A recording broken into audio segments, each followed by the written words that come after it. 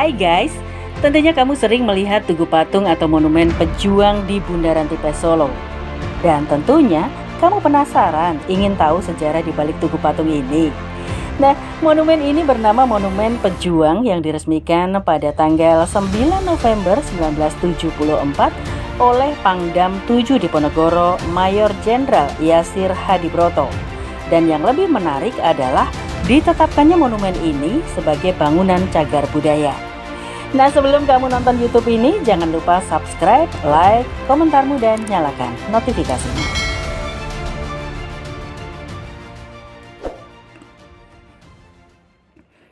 Pada tanggal 19 Desember 1948, Serdadu Belanda melancarkan aksi militer ke kota Yogyakarta, pada saat itu sebagai ibu kota Republik Indonesia. Nah, serangan aksi militer atau lebih dikenal dengan nama Agresi Belanda II, di mana aksi militer Belanda ini membuktikan bahwa Belanda tidak konsisten dengan Perjanjian Renville. Perjanjian Renville terjadi pada 17 Januari 1948. Namanya diambil dari lokasi tempat perjanjian ditandatangani, yakni kapal Amerika Serikat Renville yang sedang bersandar di Pelabuhan Jakarta.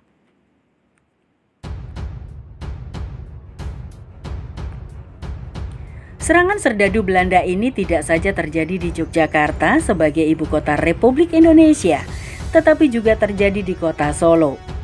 Serdadu Belanda masuk ke kota Solo pada tanggal 22 Desember 1948.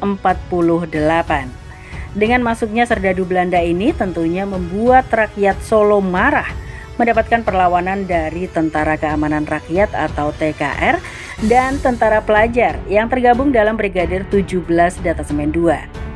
Sejak itu kota Solo dikuasai oleh serdadu Belanda dan mulai memberlakukan jam malam dari mulai jam 18.00 sampai 06.00.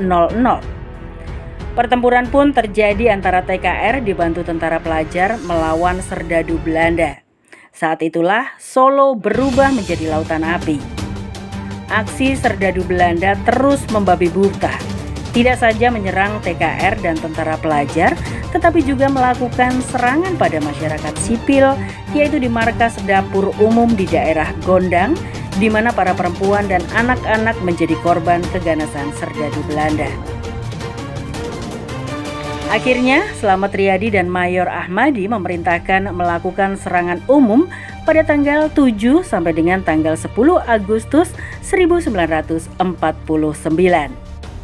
Serangan umum 4 hari ini membuat serdadu Belanda kerepotan menghadapi perlawanan rakyat.